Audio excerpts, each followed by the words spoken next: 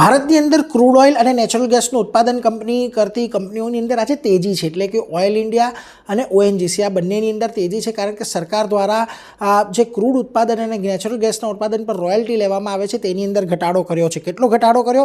તો onshore crude પરની royalty પહેલાં 16.66% હતી, ઘટાડીને 10% કરી. ઓફશોર ક્રૂડ રોયલ્ટી 9.09% હતી, ઘટાડીને 8% કરી. અને નેચરલ ગેસ પર પહેલાં 10% રોયલ્ટી હતી, તે પણ ઘટાડીને 8% કરી. હવે કેમ કરવામાં આવ્યું છે આ? તો એનાથી ખાસ કરીને ભારતની અંદર ક્રૂડ અને ગેસનું ઉત્પાદન અહીંયાથી વધી શકે.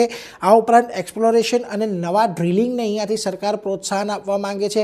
હવે 2019માં અમુક હેલ્પ કરીને બ્લોક્સ આપવામાં આવ્યા હતા, એની અંદર તો હજી વધારે રોયલ્ટી ઘટાડવામાં આવી છે. એટલા માટે થઈને આ બંને સ્ટોકની અંદર આપણને તેજી જોવા મળી રહી છે. જોકે CLSA હજી પણ અહીંયાથી કહી રહ્યું છે કે રોયલ્ટી કટથી ONGCની ફેર વેલ્યુ 7થી 9% સુધી વધી શકે છે. ઓઇલ ઇન્ડિયાની ફેર વેલ્યુ 9થી 11% વધી શકે છે. અને 2022 જેવા વિન્ડફોલ ટેક્સની આશંકા પણ અહીંયાથી ઓછી થતી જોવા મળી રહી છે. એટલા માટે થઈને ખાસ કરીને આજના દિવસે તમને ONGC ઓઇલ ઇન્ડિયા બંનેની અંદર તેજી સાથેનો કારોબાર જોવા મળી રહ્યો છે.